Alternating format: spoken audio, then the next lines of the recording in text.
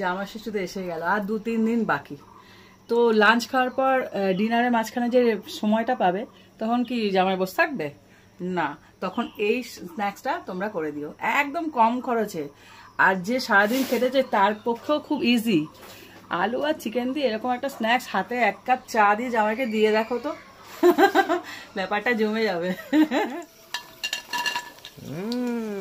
নমস্কার বন্ধুরা, আমার চ্যানেলে তোমাদের সবাইকে স্বাগত জানাই। আমার হাতে আলু দেখে ভেবো না আলু ভাজা করবো। আজকে একটা দারুণ দুর্ধর্ষ স্ন্যাক্স আইটেম এনেছি।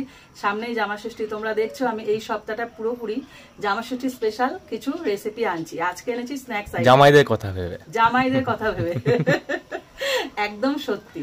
তো তোমরা ফ্রেঞ্চ ফ্রাই খেয়েছো, চিকেন পকোড়া খেয়েছো, চিকেন পকোড়া ফ্রেঞ্চ ফ্রাইকে একসঙ্গে করলে কেমন হয়? হ্যাঁ, কেমন হয়, দারুণ ব্যাপারটা কিন্তু জমে যায়। দেখো জামাই তো সকাল থেকে ফল দিয়ে যে আশীর্বাদ, ওই পাখা দিয়ে আশীর্বাদ করে ফল দিয়ে শুরু হবে, ফল মিষ্টি দিয়ে সে তো আছে। আর দুপুরবেলা লাঞ্চ তো একদম এখান থেকে শুরু এইখান অব্দি শেষ, মানে শেষ হবে না খাওয়া। কিন্তু লাঞ্চ আর ডিনারের মাঝখানে একটা ব্যাপার থাকে সন্ধ্যাবেলা, তখন কি মুখ চুপ করে থাকবে না, তখন এই আইটেমটা জামাইকে বসতে দেওয়া হবে না, এটা হচ্ছে কথা, বসতে দেওয়া যাবে না। এক্স্যাক্টলি,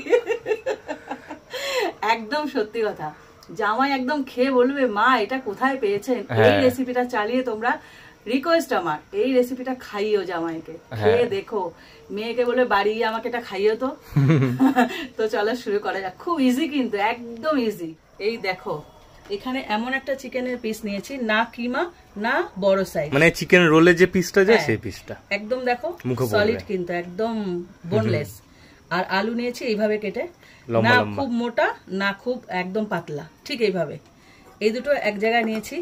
এইবার এইটাকে মেন হলো কি বলতো, মেন হলো যে ফ্লেভারটা তৈরি করতে হবে, তো মানে একদম টেস্টি বানানোর জন্য। তো টেস্টি বানানোর জন্য এখানে একটা এরকম থেতনি নিয়ে নিয়েছি, এখানে আদা আর রসুন নিয়েছি। রসুন আর আদাটাকে প্রথমে থেতো করে নেব, এটাকে পুরো থেতো করেই নিতে হবে, তবেই মুখে পড়বে, ভালো লাগবে। দেখো আদা আর রসুনটাকে আমি থেতো করে নিয়েছি। এইবার এর একটা বোল নিয়েছি, এর মধ্যে সব শুধু মেশানো চলবে, এত কিছু মেশানো হবে। হ্যাঁ, এত কিছু মেশানো হবে। কি বলতো, এগুলো সবার ঘরে থাকে।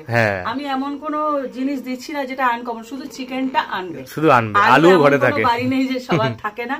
সমস্ত উপকরণ তোমাদের বাড়িতে হাতের সামনে পেয়ে যাবে, শুধু কি বলতো একটু বুদ্ধি। হ্যাঁ, আর চিকেন কিন্তু এখানে হ্যাবক কিছু নেই, এখানে 50 থেকে 60 টাকার চিকেন, 50 থেকে 60 টাকার চিকেন, এমন না যে অনেক টাকার খরচা হচ্ছে। তো প্রথমে এখানে চিকেনটা নিয়ে নিচ্ছি, তারপর নিয়ে নিচ্ছি আলু। এইবার একে একে সমস্ত জিনিসগুলো এর মধ্যে মেশাবো। প্রথমেই দিয়ে দেবো আদা রসুন যে থেতো করলাম ওটা। একটু হাতটা ধুয়ে নি, এগুলো সব ধরবো তো।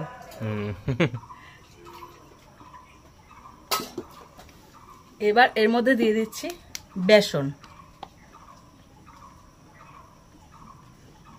এমন ভাবে কোটিনটা তৈরি হবে না একদম যেন বেশিও না হয় আবার কমও না, মানে পুরো গা মাখা মাখা। হ্যাঁ, একদম গা মাখা মাখা হবে। এরপর দিয়ে দিচ্ছি কর্নফ্লাওয়ার। খেয়াল করে দেখবে কর্নফ্লাওয়ার দিলে না তেলটা কম টানে, কিন্তু খুব ক্রিস্পি ব্যাপারটা থাকে। এরপর যাচ্ছে লঙ্কার গুঁড়ো 1/2 চামচ।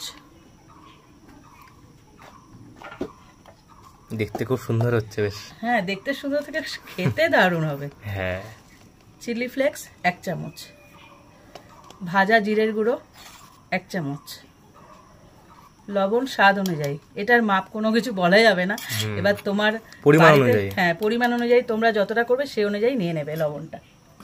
হলুদ গুঁড়ো 1/2 চামচ, কসুরি মেথি দিচ্ছি বেশ খানিকটা, এটাই হলো মেন, স্বাদটাকে টানবে।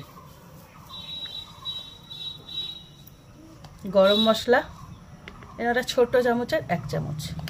আর এখানে যাচ্ছে আমার তৈরি করা যে মশলাটা, তোমরা অনেক ভিডিওতে দেখেছো, মশলাটা তোমরা চেনো, সমস্ত গরম মশলার মিশ্রণ। আমি আলাদা করে আর বললাম না। এই মশলাটা এর মধ্যে এখনো দেখা যাচ্ছে, দেখো। এটা বিশেষ বিশেষ রান্না ইউজ করে থাকি, আর স্বাদটাও বিশেষ করে দেয়।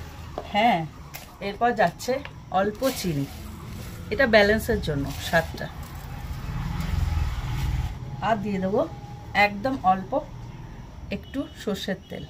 তোমরা এর জায়গায় সাদা তেলও ইউজ করতে পারো, কোনো ব্যাপার না। এবার এটাকে প্রথমে মাখাবো। জলটা কিন্তু এখন দেবে না, যদি প্রয়োজন হয় তবেই দেবে, কারণ চিকেনের গায়ে না একটা জল জল ব্যাপার থাকে। প্রথমে মাখাবে, যদি মনে হয় এরকম ছিটে ফোটা জল পড়বে, এতে জল যদি দরকার হয় তবেই, না হলে নয় কিন্তু। তো এটাকে প্রথমে মাখাই, ভালো করে মাখানো। দেখো এটা ওলট পালট করে মেখে নিচ্ছি।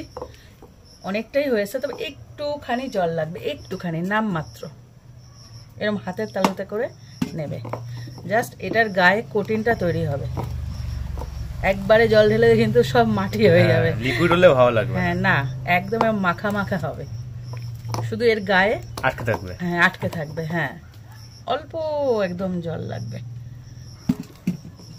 তারপর গরম তেলে ভাজবে আর স্যালাডের সাথে দিয়ে দেবে। হ্যাঁ, অথবা গরম চা কফিও চলতে পারে এর সাথে, ভালোই লাগবে খেতে, খারাপ লাগবে না। আর এখন না এক সপ্তাহ ধরে দেখছি বৃষ্টি হচ্ছে, জামাইয়ের একদম কোনো ঘাম নেই তো, খুশি হয়ে যাবে। প্রথম জামা ষষ্ঠী মানে কষ্ট হবে না জামাইদের। হ্যাঁ এটা সত্যি কথা। আর জ্যৈষ্ঠ মাসে জামা ষষ্ঠী এদেরকে শান্ত করার জন্য বৃষ্টি হয়। দেখো সমস্ত দিয়ে মাখানো হয়ে গেছে। একদম শেষে দুটো জিনিস যাবে, একটা হলো লেবুর রস, আর এটা গন্ধলেবুর, আর এটা কিন্তু গন্ধরাজ লেবুর রস নেবে। দেখো কত রস বেরোচ্ছে। গন্ধরাজ লেবুর গন্ধটা আর রসটা দুটোই দরকার। হ্যাঁ, অনেকটা রস দিয়েছি, তবেই তো ভালো লাগবে। আর দিয়ে দিচ্ছি এই দেখো তন্দুরি চিকেন মশলা, এটা কিন্তু দেবেই, অবশ্যই দেবে। খুব সুন্দর একটা ফ্লেভার দেয়, দারুণ খেতে লাগে।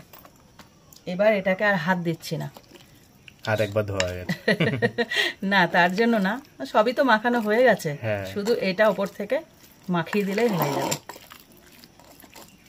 ওপর নিচ করে মাখালেই হয়ে যাবে, ফ্লেভারটা দরকার।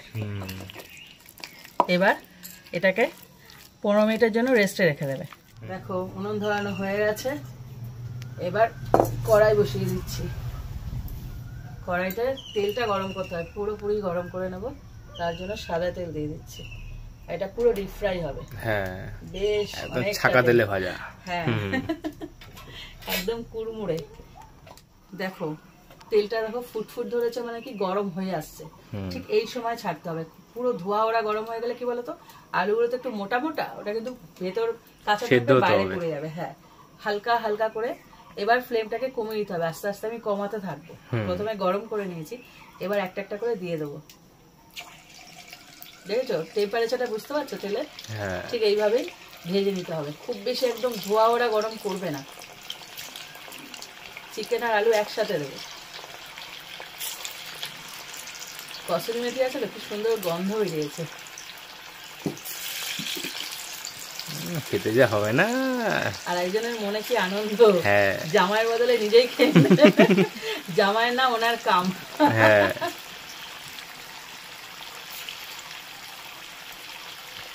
তো এগুলোকে একদম আস্তে আস্তে ভাজতে হবে, বুঝেছো তো? ফ্লেমটাকে একদম প্রথমে কি বলবো, মিডিয়াম টু লো বলে না যেটাকে, সেরকম করে রাখবে। আমি গ্যাসের মতন ভাজা, মানে যেমন ভাবে সিঙ্গাড়া ভাজা। হ্যাঁ আস্তে আস্তে এটাকে ভাজতে হবে। দেখো ফ্লেমটা কতটা কমিয়ে দিয়েছি, একদম আস্তে আস্তে হচ্ছে।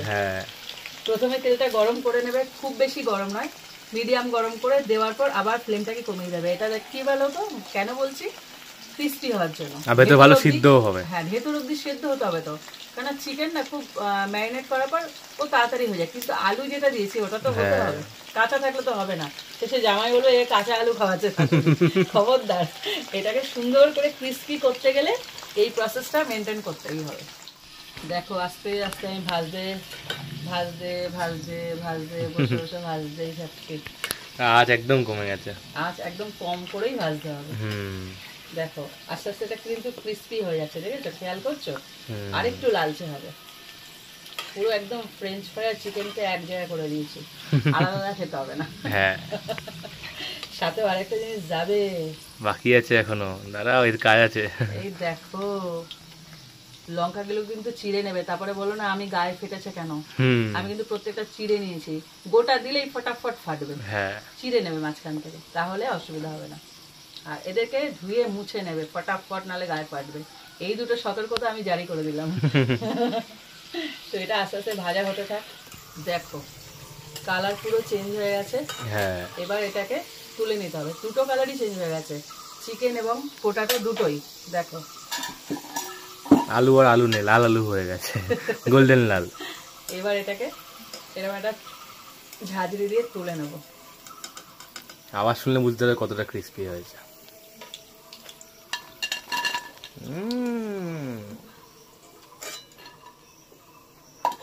এইবার পরের স্টেপটা দেবো, তার আগে তোমাদেরকে এটা দেখিয়ে দিই। হ্যাঁ, কারি পাতা আর চেরা লঙ্কা কাঁচা।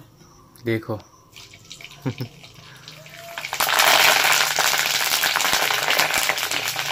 ফাটাফাটে।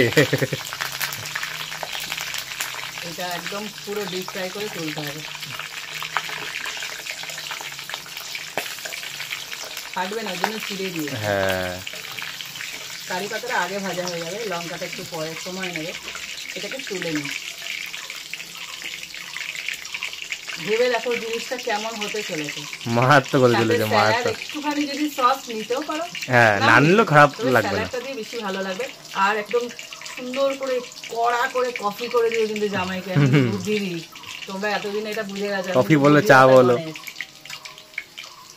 চায়ের থেকে আমার মনে হয় কফিটাই বেশি ভালো হবে। হ্যাঁ, যেগুলো আমি ভালোবাসি সেগুলো তোমাদেরকে বলি। আমি চায়ের থেকে কফি খুব পাগল, জানো তো। শীতকাল আসলে একদম জমে যায়। তো আবার পরের স্টেপটা দিয়ে দিই। দেখো আঁচ কিন্তু আমার বাড়েনি, হ্যাঁ, সেই রকমই রয়েছে, একই রকম আছে।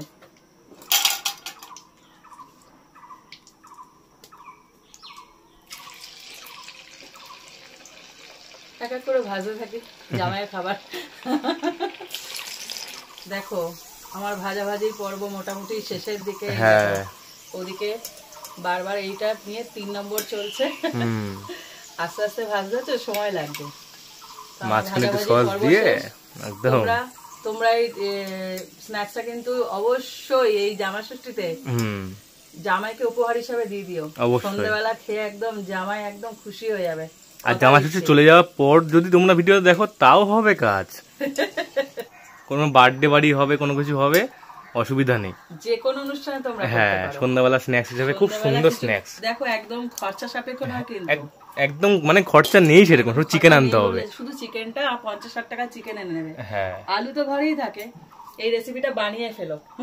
এই দেখো কি ভালো লাগছে। হ্যাঁ, কিন্তু দেখো কম খরচায়, একদম কম খরচা। দারুণ একটা ডিশ তোমাদের সঙ্গে শেয়ার করলাম না আজকে স্ন্যাক্সটা। তো এই স্ন্যাক্সটা তোমরা বাড়িতে অবশ্যই বানিও। সামনে জামাই ষষ্ঠী আছে, জামাইকে খাইয়ে ফেলো, নিজেরাও খেও। হ্যাঁ, আর এই রেসিপিটা শেয়ার করো, ভালো লাগলে লাইক দিও। আর এরকম আরো রেসিপি পেতে আমার চ্যানেলটা সাবস্ক্রাইব করে দিও।